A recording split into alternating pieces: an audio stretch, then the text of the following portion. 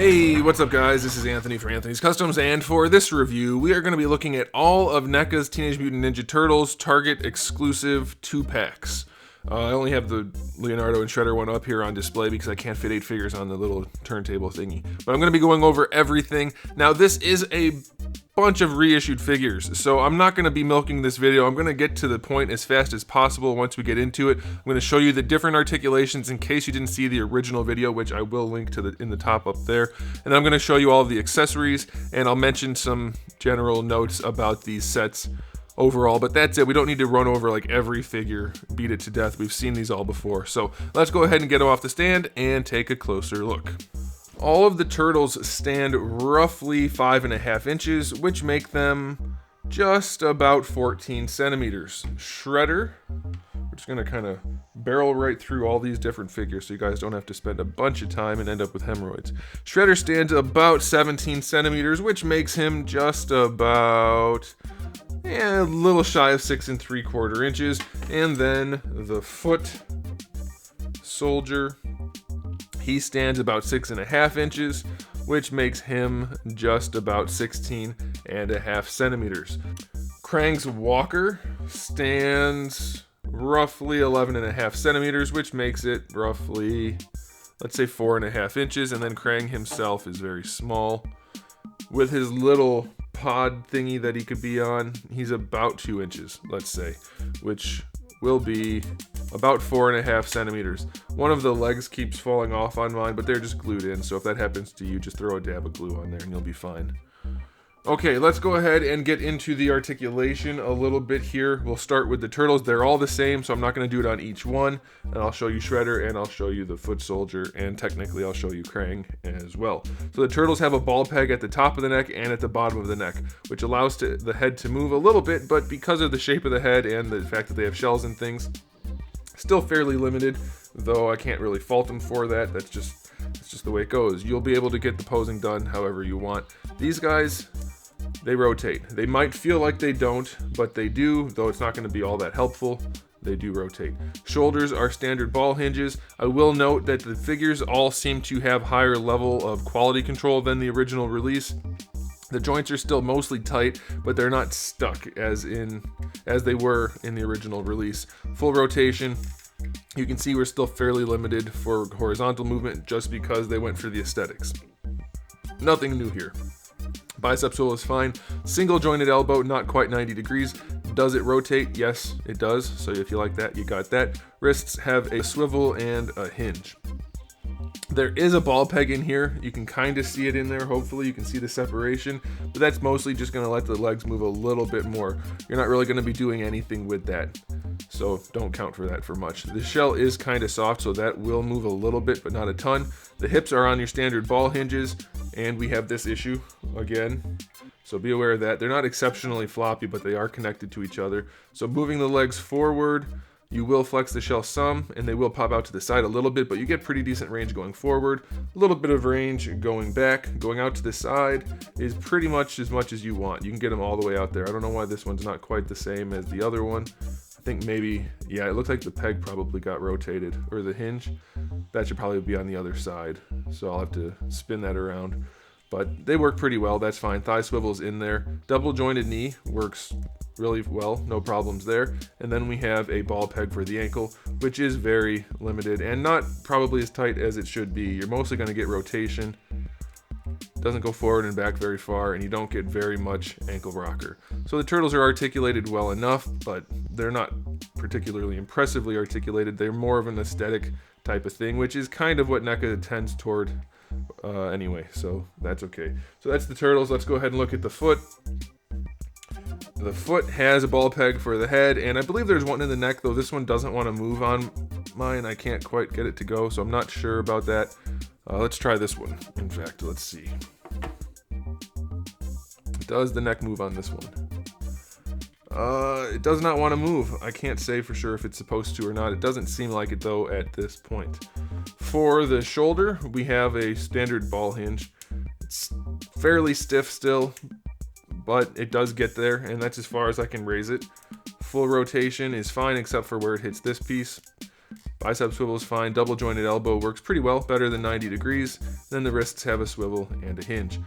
Ab articulation is just a waist twist. The skirt is here, so it's going to limit the legs some, but it does have a split in it, so it's not too bad. Bringing the legs forward, yeah, it works pretty well. Going back, also not too bad. Going out to the side is pretty much unlimited. The hips are fairly loose on this guy.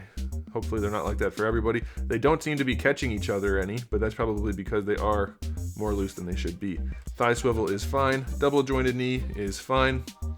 There is a swivel at the top of the wrap for the ankle, and then we have a ball peg for the ankle. Again, not the best range. No real ankle rocker there. Going forward is limited. Going back, it's pretty limited. It's just kind of enough to keep him balanced. And then we have a toe hinge, which works pretty well. It's fairly stiff, so that's okay, I guess. Pretty limited articulation on that guy. And for Shredder, he's almost the same as that guy. We have a ball peg at the top of the neck. Very limited. Does his neck move? I don't think his neck does move. If it does, I apologize, but I don't think it does. Very limited range here. Mostly not from the helmet. It just seems to not really want to go. But the helmet would prevent it anyway. It's a samurai helmet, and it has the big shroud on there, so you're not going to get a ton out of there. Shoulder pads are flexible and connected to the torso, so the arms can still rotate around, and they will stretch well enough. They flex, so it's okay. It'll do. So no problems there. Raising the arms out to the side, way better than they used to be. That is such a relief. You can raise his arms no problem at all, and they're just about horizontal. Bicep swivel is fine. Double jointed elbows, fine. We do have a wrist swivel and a hinge. Nothing in the torso, just a waist twist, which is underneath his skirt. So be aware of that. Don't grab on here and start trying to twist stuff. It doesn't work that way. Rotate it like this. Hips are on ball hinges. They go all the way out to the side like all the other ones. No problem there. Going forward, we have, and backward, we have pretty much as much range as you would expect. That's really good. The hips do feel floppy and loose compared to what they should be, though. That's not okay. Thigh swivel is okay. Double jointed knee is okay. That's fine. We do have a shin swivel at the top of the wraps, just like on the foot soldier. That's hidden by the armor there. And then for the ankle, we have a ball peg, which is again very limited. Minimal range, just enough to keep him balanced, and we have a fairly stiff toe hinge, which is nice. As for Krang's articulation, you get a ball peg for each little arm tentacle thingy, which has very minimal range, but what else do you need? It's Krang. He doesn't exactly have to do a whole lot. But we do have his walker, which I can show you. So this dome opens, obviously, which is nice, and you can put him inside, but you have to pop off his tentacles and then put him through here. Peg them into there so it looks like they're going through, which is fine. That's no problem. Now here's the issue. This thing does have a swivel hinge, or a swivel at the top of each leg, which is fine. Then we have one at the knee, or whatever you would call that. They're too loose on this one. It almost wants to topple over very easily. If you balance it just right, it won't, but it could very easily. So that's definitely a problem. Honestly, this thing is not the best design because there's no hinge at the ankle and the toe things don't articulate. So if you want to make it look like it's doing this, which I remember it always having this kind of look to it, you can't, because you cannot balance it properly, because you can't bring these forward and then flatten out the feet. So you're going to have it standing straight up and down anyway. So you could just glue the hinges, but you definitely shouldn't have to do that. I'm not advocating that. That's definitely a problem. So Krang is, well, essentially just an accessory and not a full-on figure. Like, it's technically a 2-pack with Krang, but even though he's not really that much of a figure, he's less of a figure than even he was before, because the walker thing doesn't work. So that's definitely a problem. So the articulation is exactly the same as before, but in case you didn't see it, that's what it is. Then you also got a glimpse at the aesthetic as we were doing the articulation, trying to condense this video as much as I can since we have a lot to talk about. They have the exact same aesthetic as the original releases. I will have photos at the end so you can compare them directly. And just for your sake, the figures in the photos which are holding the weapons are the old release. The ones not holding weapons are the new release. You'll see the only real noticeable difference is the turtles have better eye paint jobs. They're not quite as googly. Otherwise, they are exactly the same as far as the aesthetic goes.